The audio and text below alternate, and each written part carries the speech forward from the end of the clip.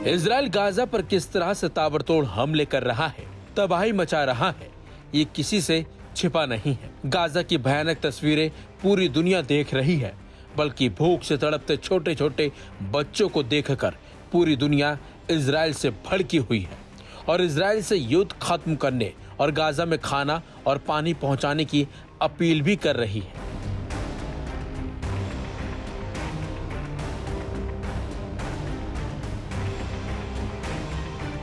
हालांकि गाजा में कुछ ट्रक खाद्य सामग्री लेकर तो पहुंचे, लेकिन वो नाकाफी हैं। इजराइल और गाजा के बीच चल रही जंग की वजह से निहत्थे लोगों की जान भी जा रही है, बल्कि कई मासूम इस जंग की भेंट चढ़ चुके हैं। इसी बीच WHO चीफ भावुक होकर कहते हैं कि गाजा में इजराइल रहम दिखाए, वो खुद अपने आप को भी नुकसान पहुंचा रहा है। साथ ही साथ उन्होंने कहा कि यह युद्ध किसी समस्या का स्थायी हल नहीं है। गुरुवार को विश्व स्वास्थ्य संगठन के चीफ टेड्रोस अधानोम ने इजराइल से भावुक अपील करते हुए कहा कि इजराइल गाजा में रहम दिखाए और युद्ध को खत्म करे। ये जंग इजराइल के अपने ही हितों के खिलाफ है और इससे कोई स्थायी समाधान नहीं मिलेगा। WHO की सालाना बैठक में बोलते हुए टेड्रोस अपनी भावनाएं रोक नहीं पाए और उनकी आंखों में आंसू भर आए। इसके साथ साथ उन्होंने कहा कि मैं महसूस कर सकता हूं कि इस वक्त गाजा में लोगों को कैसा लग रहा होगा। मैं उसकी गंध, उसकी आवाजें और उसका दर्द महसूस कर सकता हूं। ये सब मुझे PTSD के कारण महसूस होता है। मैं इथियोपिया में युद्धग्रस्त माहौल में पला बड़ा हूं, इसलिए गाजा के लोगों का दर्द समझ सकता हूं।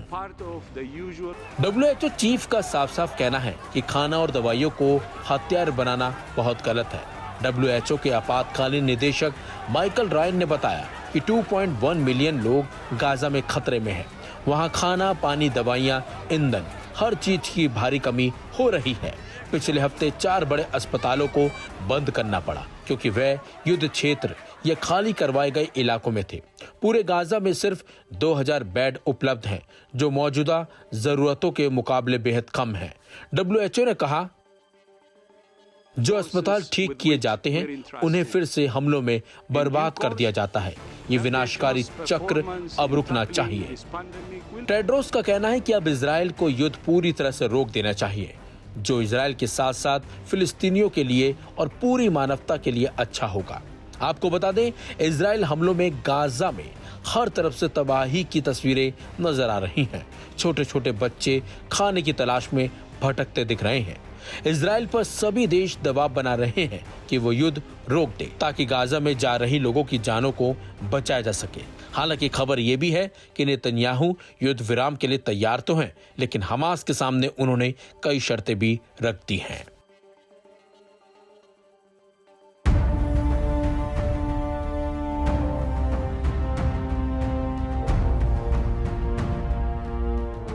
इजराइल के प्रधानमंत्री बेंजामिन नेतन्याहू के लिए बीते 24 घंटे काफी बुरे रहे। एक ही दिन में एक के बाद एक 3 बड़ी घटनाओं ने नेतन्याहू और उनकी अंतर्राष्ट्रीय साख से लेकर देश की राजनीति तक को हिलाकर रख दिया है। दरअसल सुप्रीम कोर्ट ने उन्हें करारा झटका दिया है। वहीं ब्रिटेन ने फ्री ट्रेड रोक दिया और फ्रांस, इटली ने खुलेआम डांट लगा दी। इन तीनों बातों ने यह साफ कर दिया है कि नेतन्याहू की राजनीतिक जिद और सैन्य कार्रवाई ने देश और दुनिया दोनों जगह लोगों का भरोसा खो दिया है। आइए समझते हैं कि आखिर इन 24 घंटों में नेतन्याहू की सियासत पर कैसे बिजली गिरी। पहला, ब्रिटेन ने रोका फ्री ट्रेड। पहला और सबसे बड़ा झटका नेतन्याहू को विदेश से लगा है। ब्रिटेन ने इजराइल की साख को लेकर फ्री ट्रेड एग्रीमेंट की बातचीत पर रोक लगा दी है। वहीं ब्रिटिश विदेश मंत्री डेविड लैमी ने संसद में साफ कहा कि गाजा में इजरायली सेना की कार्रवाई अब हद से ज्यादा हो चुकी है। पिछले कुछ दिनों में गाजा में भीषण बमबारी, भूख और जमीन पर नए हमलों ने अंतर्राष्ट्रीय चिंता बढ़ा दी है। ब्रिटेन ने वेस्ट बैंक में अवैध यहूदी बस्तियों पर नए प्रतिबंध भी लगाए हैं और इजरायली राजदूत को तलब कर लिया है। दूसरा, फ्रांस और इटली ने लगाई फटकार। दूसरा झटका इजराइल को फ्रांस और इटली ने दिया है। दरअसल वेस्ट बैंक में यूरोपीय राजनयिकों की यात्रा के दौरान इजरायली सेना ने गोलीबारी की, जिससे वहां मौजूद एक फ्रांसीसी राजनयिक बाल बचे। इस फायरिंग वाले मामले में फ्रांस के विदेश मंत्री ने इजरायली राजदूत को तलब करने का ऐलान किया है और कहा कि इस तरह की घटना अस्वीकार्य है। इटली ने भी यही रुख अपनाते हुए कहा कि वो भी इस मामले पर इजरायल से सफाई मांगेंगे। यानी अब यूरोप भी नेतन्याहू सरकार के रवैये से खुलकर नाराज है। तीसरा, सुप्रीम कोर्ट ने लगाई क्लास। दूसरे देशों से ही नहीं, अपने देश में भी नेतन्याहू की फजीहत होना तय है। मीडिया रिपोर्ट्स के मुताबिक इजरायल की खुफिया एजेंसी शीन बेट के प्रमुख रोनेन बार को हटाने की कोशिश नेतन्याहू को भारी पड़ गई। सुप्रीम कोर्ट ने इस फैसले को गलत, गैर कानूनी और हितों के टकराव से ग्रस्त बताया। कोर्ट ने सीधे तौर पर नेतन्याहू पर उंगली उठाई और कहा कि रोनेन बार को हटाने का कोई ठोस आधार नहीं था, सब कुछ मनमाने अंदाज में किया गया। शीन बेट उस समय नेतन्याहू के करीबी सलाहकारों के खिलाफ कतारगेट और डॉक्यूमेंट लीक जैसे गंभीर मामलों की जांच कर रहे थे। खुद नेतन्याहू ने सोशल मीडिया पर माना था कि ये जांचें उनके खिलाफ राजनीतिक साजिश है। इतना ही नहीं, अदालत ने भी ये कहा कि सरकार ने सलाहकार समिति से राय नहीं ली, न ही बार को अपना पक्ष रखने का मौका दिया। और जब कोर्ट ने ये देखा कि सिर्फ राजनीति के गुस्से में एक वरिष्ठ अधिकारी को हटाया जा रहा है, तो पूरा फैसला रद्द करने लायक ठहराया गया। नेतन्याहू फिर भी नहीं माने। कोर्ट के फैसले को उन्होंने शर्मनाक बता दिया और कहा कि वो खुद एक नया प्रमुख नियुक्त करेंगे।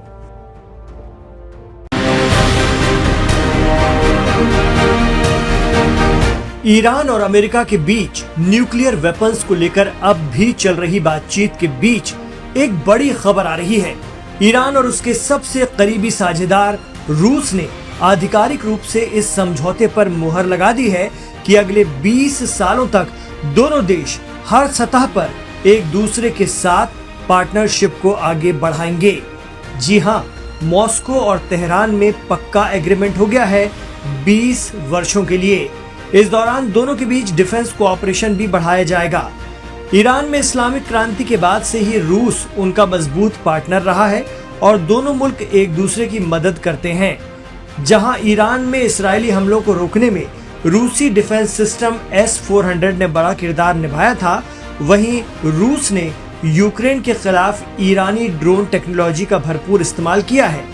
इसी साल 20 जनवरी को अमेरिका के राष्ट्रपति के तौर पर डोनाल्ड ट्रंप के कार्यभार संभालने से ठीक पहले ईरान और रूस ने समझौता कर लिया था और इसे मई में अब अमली जामा भी पहना दिया गया है। इससे इस्राएल और अमेरिका दोनों इस घबराहट में हैं कि ये समझौता ईरान को परमाणु हथियार बनाने में मददगार हो सकता है। ईरानी राष्ट्रपति मसूद पजेश्कियान 17 जनवरी को मॉस्को गए थे और इस दौरान उन्होंने रूसी राष्ट्रपति व्लादिमीर पुतिन के साथ इस अहम समझौते पर दस्तखत किए थे, जो रूस और ईरान के बीच बेहतर होते संबंधों में एक नई कड़ी है। इस बीच एक वीडियो मंजर आम पर आया है जिसमें दिखाया गया है कि ईरान और रूस एक $multi-billion के रेलवे प्रोजेक्ट पर मिलकर काम कर रहे हैं। ये रेलवे ईरान के चाबहार बंदरगाह से अफगानिस्तान होते हुए सीधे रूस पहुंचेगा। इस बीच 100 से ज्यादा टनल और हिंद महासागर की गहराई भी होगी। दावा किया जा रहा है कि ये प्रोजेक्ट अब तक के परंपरागत रेलवे रूट को बदल कर रख देगा। ईरानी इंजीनियर इस काम में मुस्तैदी से लगे हुए हैं। इतना ही नहीं, हथियारों के मामले में ईरान पहले ही रूस को छोटी दूरी की बैलिस्टिक मिसाइलें दे रहा है। ईरान ने ड्रोन भी रूस को दिए हैं। नए समझौते के तहत इसमें तेहरान से मॉस्को को ड्रोन का एक उन्नत मॉडल मिलेगा। इसके बदले में ईरान को रूस से बेहद एडवांस सुखोई लड़ाकू जहाज मिलने की उम्मीद है। वहीं ईरान ऑब्जर्वर के पेज पर एक खबर के मुताबिक ईरानी supreme leader Ayatollah Ali Khamenei ने ईरान को यूरेनियम के संवर्धन से रोकने वाले अमेरिकी बयान पर प्रतिक्रिया दी है। उन्होंने इसे नॉनसेंस कहा है। खामेनेई ने अमेरिका के लिए कहा कि हमें आपकी परमिशन की जरूरत नहीं है, ईरान की अपनी सक्षम पॉलिसी है। गौरतलब है कि प्रेसिडेंट ट्रंप के मिडिल ईस्ट मामलों के प्रतिनिधि स्टीव विटकॉफ ने कहा था कि ईरान 60% तक यूरेनियम का संवर्धन कर चुका है और अब हम 1% भी यूरेनियम एनरिचमेंट की इजाजत नहीं दे सकते। इसके बाद खामेनेई का बयान सामने आया है जिसमें उन्होंने अमेरिका पर सख्त प्रतिक्रिया दी है। इस सिलसिले में ईरानी फॉरेन मिनिस्टर अब्बास अरागची पहले ही कह चुके हैं कि अगर अमेरिका प्रेशर बनाएगा तो हालात नो डील वाले बन जाएंगे। तो अब ईरान को रूस का साथ और मजबूती से मिल गया है। क्या ईरान अमेरिका इनडायरेक्ट न्यूक्लियर बातचीत इससे मुतासिर होगी? क्या ईरान अमेरिका के जरिए बनाए जा रहे दबाव को बर्दाश्त कर लेगा या फिर दोनों ताकतें एक दूसरे के खिलाफ होंगी?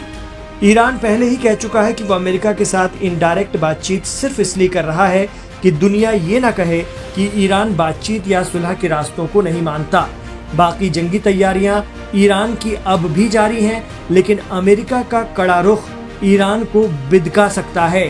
अब देखना होगा कि कौन कितना संयम बरतता है।